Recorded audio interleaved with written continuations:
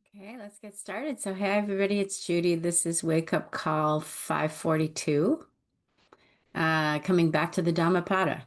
And we are at chapter 10. Um, and in two of the three translations I've been reading, this chapter is called Violence. So, it's a heavy chapter or a heavy title, but it's a good one. So, the verses begin with, and they're mainly about all beings tremble before violence. All fear death. All love life. See yourself in others. Then whom can you hurt? What harm can you do? They who seek happiness by hurting those who seek happiness will never find happiness. For your sibling is like you. They want to be happy. Never harm them. And when you leave this life, you too will find happiness. Never speak harsh words, for they will rebound upon you. Angry words hurt, and the hurt rebounds. Okay, so we know this. We were taught as children, we learned when we were older. But we know that all beings love life. We know that violence and harm frighten everyone. And on some level, we know that everyone is our sibling and just wants to be happy. On some level, we know this. And we may also know, and this can be from our upbringing or from hard experience, that harsh words, angry words, and pain rebound. My mom had a lot of anger from some terrible things in her family.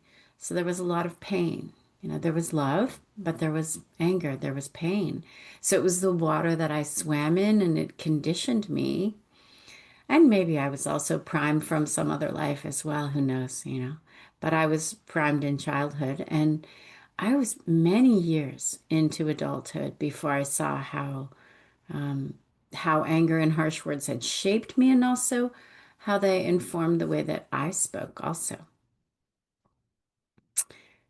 And maybe, I mean, I think it's very possible that I was drawn to the law because we sanction harsh words. Again, who knows if that's what was happening, but we do, right? We sanction, we even encourage harsh words. Anger is allowed, it's expected, particularly when it's directed towards someone we think deserves it, in air quotes.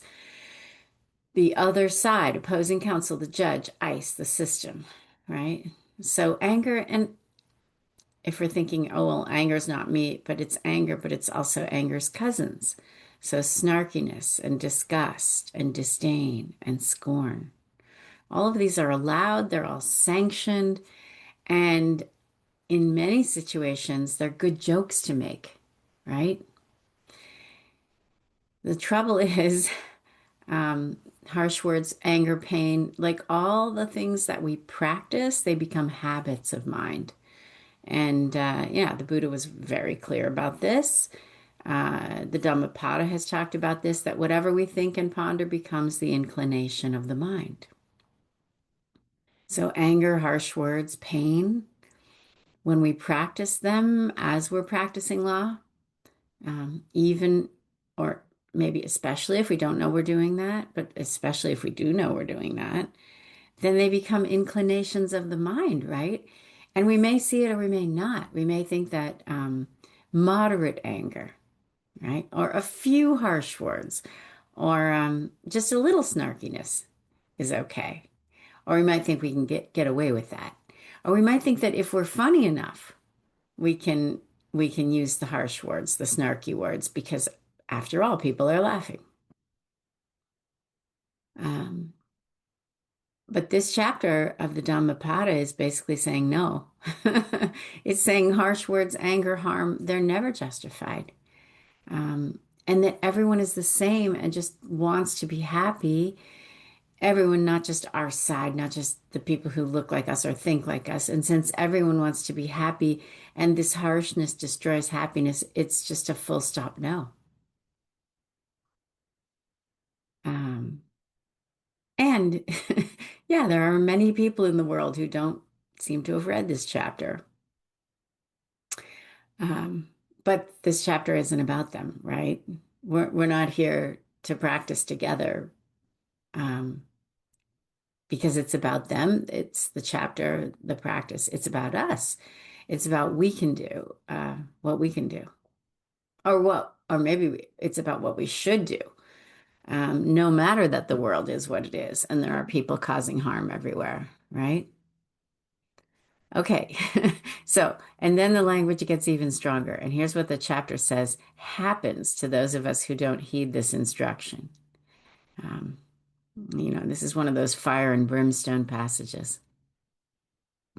They will endure intense pain. They will suffer disastrous losses and terrible injury, serious illness, madness, or they will come in conflict with authority. They will be the object of gross calumny. They will lose their near ones or their possessions, or else fire will destroy their dwelling place, and at the time of the dissolution of their body, they will be reborn in hell. So, yeah, a lot of paths have this fire and brimstone element to them, and this path is no exception. But I would say it's not equivocal, right? Uh, And then, in the commentaries, so Shriman notes that when when these words were first spoken, which is 2,600 years ago, humans lived closer to nature and we understood good and evil more clearly.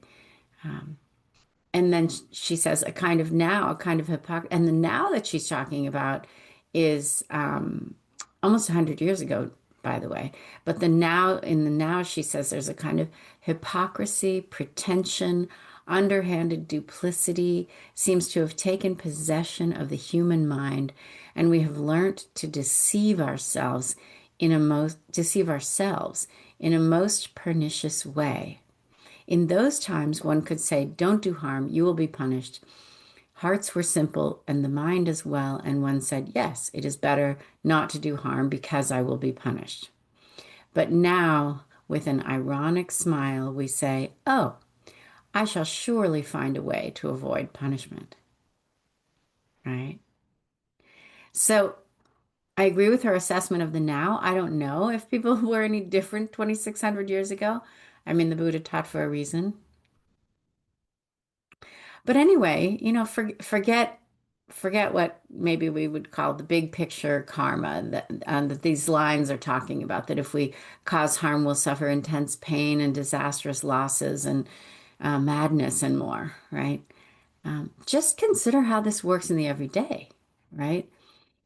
Consider how it's worked in your own life over, say, the last month. If you've had a moment of anger or a harsh word or a snarky word, just in the last month, right? And what happened? So if it was in the context of work, what happened? Or in the context of a particular relationship, might have been with someone you love, might have been with someone you don't love. I would say that my experience, because I do have some moments from the last month, is that harsh words act like a boomerang, right? So they come right back to me. And I don't know, maybe this is karma, maybe it's mirror neurons. But when I speak with anger, when I use harsh words, when I'm snarky, I tend to get it right back. And it could be so trivial. It could be the barista, the call center person, it could be somebody in my personal life who senses impatience and becomes impatient with me, right? But no matter how trivial, it is intensely painful. I do feel the suffering. These days, I feel remorse more than anything. And sometimes it does feel like a kind of madness. Like, why is this happening and keeps happening? And sometimes I do feel like I'm in conflict with authority, some kind of inner authority that knows better. And I will also say, and this is my view and uh, maybe not even appropriate to see things this way because this is the big karma. But I've lost people and things that I've cared about, not just metaphorically, and I think because of my words. Maybe not solely because, but not because. So, yeah, it's been my very painful experience that pain and suffering do arise and loss when I bring anger or harsh words or snarky words or cause harm.